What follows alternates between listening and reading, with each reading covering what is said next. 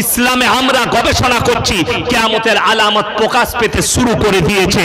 শুনলেন তার মধ্যে হচ্ছে গাজা আর ইসরায়েলের দুশমনি, গাজা ফিলিস্তিনের আর ইসরায়েলের যুদ্ধ তার একটা চিঙ্গারি, গোটা পৃথিবীতেই চিঙ্গারি ছড়াবে। পৃথিবীতে মহাযুদ্ধ যেটা ঘটবে হাদিস মোতাবেক, সেই যুদ্ধটা ফিলিস্তিনকে নিয়ে নয়, জেরুজালেমকে নিয়ে নয়, আল আকসা মসজিদকে নিয়ে নয়, পৃথিবীর কোন মুসলিম দিকে নিয়ে নয়। মহাযুদ্ধ যেটা ঘটবে সেটার নাম হচ্ছে ফোরাত নদী।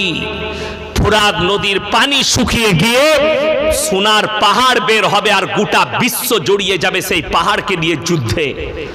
অর্ধেক দুনিয়া ধ্বংস হবে, পরমাণু যুদ্ধেই পরিণত হবে সেই পাহাড়কে নিয়ে। আপনি কি মনে করছেন যুদ্ধ খালি ওখানেই দাঁড়িয়ে থাকবে? গোটা বিশ্বের দরবারে পৌঁছে যাবে যুদ্ধ, মহা